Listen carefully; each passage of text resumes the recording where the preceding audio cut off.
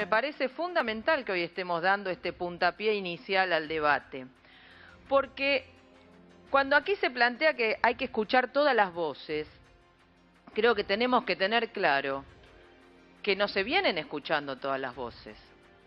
Acá se viene escuchando hace mucho tiempo una sola voz, que es la de instituciones como la Iglesia Católica, que como entidad de orden público, aunque representa intereses privados, viene imponiendo sus criterios a toda la población. Esperamos que esta vez, de una buena vez, efectivamente se debata y no solo se debata, sino que se apruebe, porque esta es una cuestión que no tiene que ver solamente con creencias individuales. En realidad no tiene nada que ver con creencias individuales. Cada uno después que Esto tiene que ver con derechos y fundamentalmente con una situación de salud pública, de salud pública. Y no estamos discutiendo ni a favor ni en contra del aborto, sino estamos discutiendo y de la vida, aborto clandestino, 500.000 de abortos clandestinos, muertes maternas, consecuencias irremediables para muchas mujeres que terminan sometidas a los abortos en condiciones de clandestinidad, que además de que son un gran negociado, son un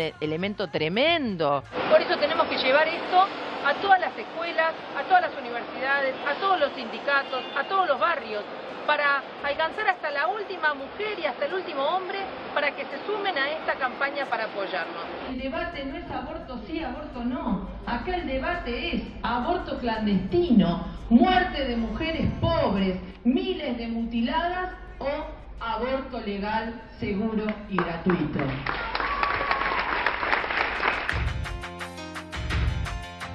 Vemos en imágenes a Romina del Pla, diputada nacional, que está en esta noche con nosotros en el living. ¿Cómo estás, Romina? Un placer tenerte con nosotros. ¿Qué tal? Buenas noches. Gracias por la invitación. Muchas gracias. Bueno, ahí veíamos en gran parte todo lo que tiene que ver con este debate que se viene llevando adelante ya desde hace unas semanas en el Congreso de la Nación. Desde tu mirada, ¿cómo ves este debate? ¿Cómo viene dándose? ¿Viene dándose bien? ¿Qué te ha llamado la atención? Mira, el debate que se está dando en el Congreso, en realidad estamos escuchando a los invitados, ¿no? Tanto de los que estamos a favor del aborto legal, seguro y gratuito, como de los que están en contra. Mira, hasta ahora ha arrojado un resultado para nosotros muy interesante. Desde los que estamos a favor estamos aportando datos científicos, sociales, filosóficos, la importancia de cómo va creciendo en la sociedad, la comprensión de que aquí no estamos hablando de lo que cada uno quisiera, ni del mundo ideal, sino que estamos hablando de una realidad que es que en la Argentina existe el aborto. Entonces, por otro lado, vemos una cantidad de expositores que tratan de hablar de un mundo que no es el que vivimos, que no es el de la realidad de la Argentina. Entonces hablan de cuestiones ideales, a mí me gustaría, bueno, no se trata de lo que a uno le gustaría. Bueno, varios de los juristas que han pasado tratando de plantear que no solo no hay que legalizar el aborto, sino que habría que meter presas a todas las mujeres que se siguen practicando abortos clandestinos, incluso como Barra, que llegó a decir, exministro de la Corte menemista, llegó a decir que había que eliminar hasta los abortos no punibles, o sea, aquellos que permite el Código Penal desde 1921, aunque no se estuviera cumpliendo, y ahora se cumple muy parcialmente, ¿no? O sea, yo por momentos sentía que retrocedíamos no al siglo anterior o al siglo XIX. Por momentos sentía que retrocedíamos al siglo X y un poquito más que nos querían prender fuego en una hoguera. Llegó a haber quienes dijeron que esto era una vergüenza discutir sobre el derecho de la mujer a decidir sobre su propio cuerpo. Y otros que dijeron que no teníamos las mujeres el derecho a planificar nuestra vida o a, por ejemplo, decidir que una quería tener, no sé, una profesión o alguna decisión que no estuviera digitada por algunos otros poderes. Creo que ahí ya se han ido un poco a otro extremo. Bueno, no, y en la última jornada te quiero decir que llegaron a justificar varias veces que, bueno, que las chicas, las niñas violadas y demás deben llevar a término sus embarazos. Cosas que son bastante indignantes, ¿no? Romina, hace un momento detrás de cámaras hablábamos y algo que te llamaba la atención era, bueno, justamente sabemos que aquellos que están a favor están exponiendo en un horario y luego en otro horario se continúa con aquellos que no están a favor. ¿Te parece que esto debería darse en conjunto? Mira, ahora ya empezó a mezclarse, ya la última semana y media ya empezaron a haber expositores intercalados, así que se convirtió en un poquito más picante las exposiciones, pero Yo quiero destacar grandes intervenciones que ha habido, no solo de personalidades del campo de la cultura, sí, periodistas, juristas. A mí me llamó mucho la atención, creo que lo más notable hasta ahora fue la intervención de Norma Cuevas, que es la mamá de Ana María Acevedo, una joven que falleció en Santa Fe, una joven muy joven, a pesar de que tenía 3 hijos que quedaron huérfanos con su fallecimiento, que le descubrieron un cáncer maxilar y en lugar de proceder a tratarla, justo habían descubierto que tenía un embarazo muy reciente, unos 15 días, en lugar de proceder a un aborto terapéutico para poder tratarla sobre el cáncer, toda una serie de instituciones de estas que se dicen pro vida, pero que no defienden ninguna vida en realidad, impidieron, junto con los médicos de los hospitales de Vera y de otras localidades de Santa Fe, practicar ese aborto y hacer el tratamiento. Y finalmente no solo no pudieron llevar a término el embarazo, le hicieron una cesárea a los 6 meses y obviamente la beba murió, pero también murió Ana María, dejando 3 niños huérfanos por una serie de incumplimientos de las leyes vigentes y por el criterio completamente oscurantista y retrógrado de impedir el acceso al aborto en las condiciones de legalidad, de derecho, ¿no? Pero mira, hasta para que la gente vaya paso por paso, ¿no? Tanto aquellos que tienen su mirada a favor como aquellos que tienen su mirada en contra actualmente. Sabemos que existe esta ley que hablábamos hace un momento del aborto no punible. ¿Esto se practica? ¿Cuál es el porcentaje de que es efectiva hoy en día en nuestro país y cuál no? Mira, como te comentaba detrás de cámara, en realidad los abortos no punibles por algunas causales, el caso de las violaciones y los abusos, el caso de la situación de riesgo de la vida de la madre y también de riesgo psicosocial, están en el Código Penal desde 1921. Sin embargo, esto no se cumplía. Tuvo que haber un fallo especial, el fallo FAL de la Corte Suprema de Justicia en el año 2012, que interpretó este artículo y ordenó la elaboración de un protocolo de abortos no punibles que las provincias tendrían que suscribir, la mayoría no lo han suscrito, y a la vez hay una cantidad de profesionales que evitan llevar adelante estos abortos aduciendo la objeción de conciencia. Entonces, en la práctica lo que tenemos es un cumplimiento muy relativo, muy marginal de la interrupción legal del embarazo, que es lo que hoy está contemplado, y justamente esto demuestra el límite de hablar simplemente de la despenalización, ¿no? Sí. Porque justamente vemos cómo se las ingenian aquellos que no quieren respetar un derecho, que están en general muy sostenidos por sectores oscurantistas, por la jerarquía eclesiástica y demás, para poner límites. Son los mismos sectores que se oponían, al matrimonio igualitario o a la ley del divorcio allí por el año 86 o a la educación sexual en las escuelas. Son los mismos sectores que ponen peros a la hora de la anticoncepción y del acceso a la anticoncepción. Entonces, justamente por eso entendemos que hay que avanzar en un planteo integral, que es esta ley de interrupción voluntaria del embarazo, de aborto legal, porque entendemos que efectivamente con el aborto legal, que la ley que estamos impulsando en la Campaña Nacional por el Derecho al Aborto plantea el derecho de toda mujer hasta la semana 14 de gestación de solicitar la interrupción de ese embarazo, a la vez que corre estos límites en el caso de las causales, de los abortos con causales. Ahí quiero detenerme, ¿no? Porque ahí es donde se genera la mayor confusión quizás de aquellos que intentan comprender la ley y el desarrollo de la misma. Aquellas personas que sufren casos puntuales son las que acompaña este proyecto de ley que puedan practicar un aborto legal, seguro y gratuito, ¿o es en general para toda aquella mujer que desee practicar un aborto? No, justamente la ley avanza en 2 aspectos. Avanza en el aspecto de la posibilidad de requerir el aborto sin causales, justamente por la situación que fuera que lleva a la mujer o a la persona gestante a plantear la interrupción de ese embarazo, que son las mismas causas por las cuales hay 500.000 de abortos clandestinos, ¿no? Entonces, justamente el tema es que poder ingresar a esa mujer que está planteando la interrupción del embarazo al sistema de salud nos permitiría no solo evitar las muertes por los abortos clandestinos, que son muchas.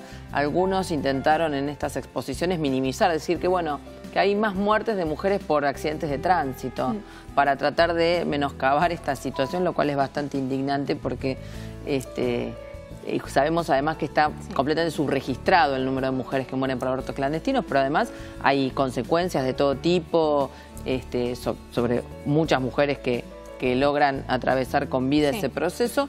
Entonces, ¿cuál es la concepción? Está contemplado esto, ¿no? De toda mujer. Y después también están los Están contemplados los casos, garantizar los casos mediante la ley para evitar justamente estos casos. Los casos de violación, abuso, riesgo de la vida de la madre, como fue claramente el caso de Ana María Acevedo, y riesgo grave de la salud, de peligro psicosocial de la madre. Entonces, en este caso... Cuando se habla de peligro psicosocial, ¿no? Bueno, vamos a ir viendo las distintas miradas que como así se está dando en el Congreso. Cuando hablamos de que el aborto se pueda permitir para toda aquella mujer que desee practicarlo, si bien la educación sexual está planteada en esta ley, ¿no existe aquella posibilidad también, ¿no?, de que se haya planteado primero un proyecto más firme, que haya afirmado la educación sexual? Si vamos a la realidad hoy, ningún colegio enseña educación sexual. Mira, justamente por eso entendemos que es integral, porque los mismos sectores que obstaculizaron, prevención, lógico, ¿no? Pero justamente los mismos sectores que obstaculizaron que se aplique la ley de educación sexual integral, porque trataron de dominar los contenidos, porque son los que bloquean que esto se enseñe, porque son los que hacen que cuando un docente quiere tocar los temas en el aula, enseguida aparecen las denuncias, como si se estuviera hablando de algo prohibido.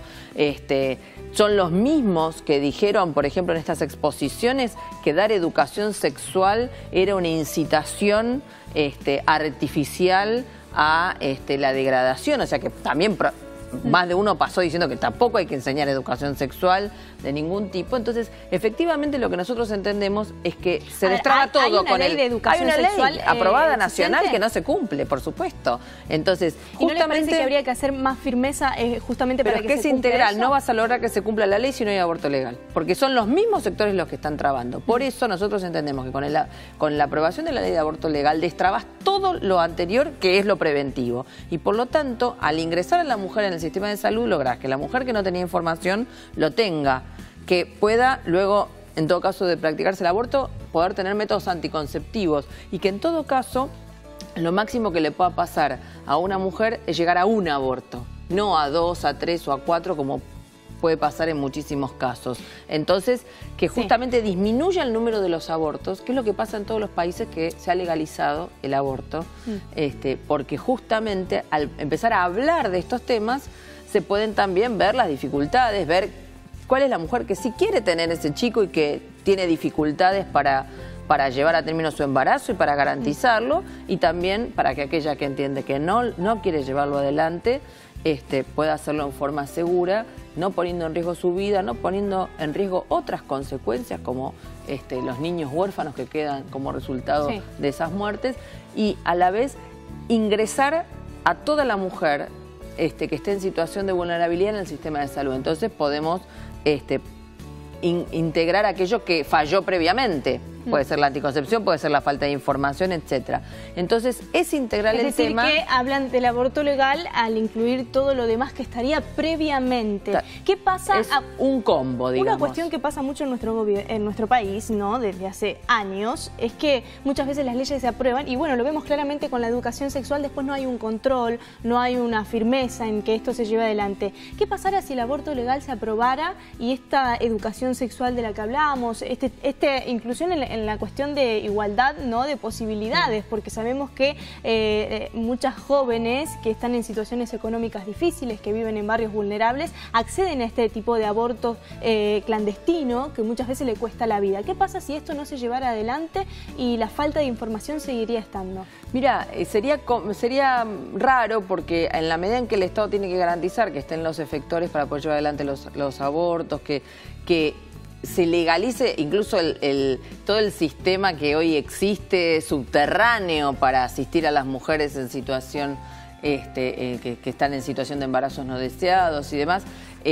pueda legalizarse y dejar de estar en la clandestinidad. No me refiero a los que están haciendo el negocio, me refiero a las redes de profesionales que están por el derecho al aborto legal, seguro y gratuito y demás. Todo eso hace que efectivamente haya una alta posibilidad de que se empiece a llevar adelante, porque aparte, vos fíjate que se ha corrido un velo de un tema que no se podía hablar y que en realidad... Que tiene 13 años de campaña y que ha llegado pocas veces al debate. Por supuesto, pero además es una situación que tiene una enorme antigüedad, entonces yo me encuentro yendo a barrios, a lugares donde la primera impresión es el prejuicio, es la presión social de las iglesias, del que dirán y demás, de decir no, estoy en contra, estoy en contra. Cuando vos profundizás la conversación y empezás a demostrar que sabemos que efectivamente todas las mujeres conocen a alguien, si no han estado directamente involucradas, conocen a alguien que ha tenido la situación y demás, empezás a ver cómo ese velo digamos, de la apariencia se corre y empezamos a hablar de la realidad. Y esa es la realidad que tenemos que modificar. Por eso no es aborto sí, aborto no, es aborto clandestino en las peores condiciones o aborto legal, seguro y gratuito. Romina, quiero situarme en dos puntos. Uno, el tema de las edades, ¿no?, que plantea este proyecto de ley. Estamos hablando de 13 años en adelante, que se contempla, y se habla de 13 años en adelante en el que, si bien acompañada por alguno de los progenitores, alguno de los papás, la chica puede tener decisión en si aborta o no. Sí, mira, este es un tema fundamental porque está basado, obviamente, en estudios y en un concepto que es el de la autonomía progresiva. Vos fíjate que un adolescente a los 16 años puede votar. ¿Sobre qué concepto puede votar? Y puede votar sobre la idea de que efectivamente desarrolla una conciencia y una madurez para poder decidir, por ejemplo, quién gobierna. Entonces, en ese sentido también es claro que la juventud ingresa a la vida sexual cada vez en forma más precoz. En algunos casos deseado o, digamos, o de un modo acorde a su edad. En otros casos como resultado de los abusos, que lo cual es terrible. En la medida en que no hay educación sexual también es más difícil para los niños, las niñas, los adolescentes detectar la situación de abuso o incluso poder verbalizarla. En este punto la idea de la autonomía progresiva va planteando que justamente las y los adolescentes pueden ir adquiriendo su propia autonomía y la decisión sobre el propio cuerpo y sobre decidir si quieren o no llevar adelante un embarazo. En ese punto es la decisión para un lado y para el otro, para decidir llevar adelante el embarazo como para interrumpirlo. Y esto implicará también todo lo que tiene que ver con la educación sexual, totalmente, ¿no? Y con el acompañamiento. Entonces, eso a algunos los pone bastante nerviosos, pero vos fíjate que es la juventud secundaria hoy la vanguardia de la lucha por el derecho al aborto legal, seguro y gratuito. La juventud está harta de que le mientan, de que le dibujen una realidad que no es. La juventud quiere acceder a la información correcta, no hay una información deformada. Quiere formarse entendiendo que los humanos somos seres sexuales y que en ese punto no se puede todo el tiempo estar deformando la realidad. Los que te dicen que hay un tema del que no hay que hablar y después